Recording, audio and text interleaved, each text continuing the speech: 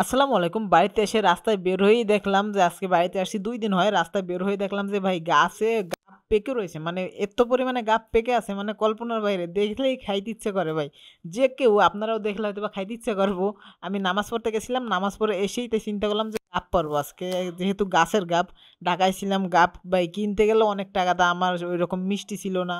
ভালো গাব পড়তো না। যা পাইতাম তাই কিনতে হতো। আর বাট এখানে দেখা যায় গাছে গাব পেকে থাকে তো গাছের নিচে পড়ে পচে থাকে একেবারে। খাওয়ার লোক নেই। তাই আমি আজকে দেখলাম অনেকগুলো গাব পেকে আছে। এই একটি গাছেই প্রায় অনেকগুলো মনে হয় যে ২৫-৩০ টা গাব তো হবেই যে শুধু পেকে আছে। আর কাঁচা আছে ওটা তো আছেই।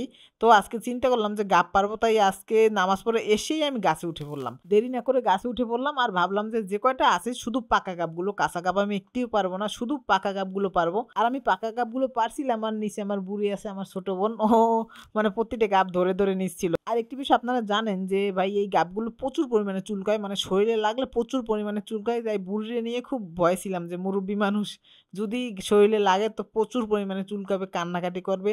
তাই আমি আল্লাহ করতেছিলাম যাতে ও বেশি না ধরে। তাও ধরতেছিল। তো ওর কাছ থেকে যতটা সম্ভব একটু দূরে ফেলছিলাম। আর গাছগুলো ভাই অনেকগুলো পেকে আছে। মানে কল্পনার বাইরে আর অনেক উঁচুতে। নিচে তো আছেই, নিচে হাতের কাছে যেগুলো ছিল সবগুলো আমি পেরে নিয়েছি। বাট উপরে অনেকগুলো আছে। আমার বোন বলতেছিল যে নেমে আসো বাট আমার নামতে ইচ্ছা করতেছিল না। মানে এত পরিমাণে গাব চোখের সামনে পেকে আছে দেখেই মন ভরে যায়। মানে ইচ্ছা হয় না যে এগুলো রেখে নামি। মনে চাচ্ছিল যেন সবগুলোই পেরে নামি। বাট অনেকগুলোই গাব পেয়েছি আলহামদুলিল্লাহ। গাবগুলো খুব সুন্দর একদম পেকে আছে। তবে একেবারে পেকে নরম হয়নি যে এখন খাওয়া যাবে এমন না। কালকে রেখে দিতে হবে। মানে কালকে খেতে পারবো। আর দেখেন আমার বুড়ি আমার কাজে খুব আগায় দিচ্ছিল। মানে ওরে নিয়ে খুব মুশকিল। ও দৌড়ে গিয়ে শুধু গাব ধরে।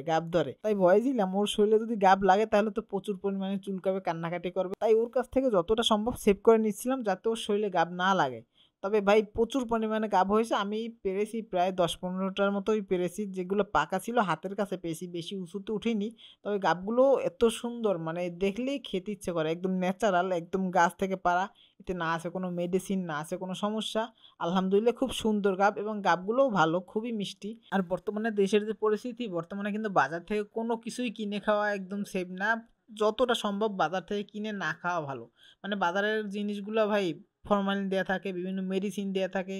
আবার অনেক ঝামেলা থাকে ভাই। এটা আপনারা বুঝেন ২০২৫ সাল যেহেতু সব জায়গাতেই ভেজাল। তাই যত সম্ভব চেষ্টা করবেন গাছের বা বাড়ির প্রাকৃতিক জিনিস খাওয়ার। আর বিশেষ করে বাচ্চাদের। বাচ্চাদের তো বাজার থেকে কিনে খাওয়ানো একবারে সেফ না। যতটা পারেন কম খাওয়ান বাট বাড়ির জিনিস খাওয়ানো ভালো। তো সবাই দোয়া করবেন। আল্লাহ হাফেজ।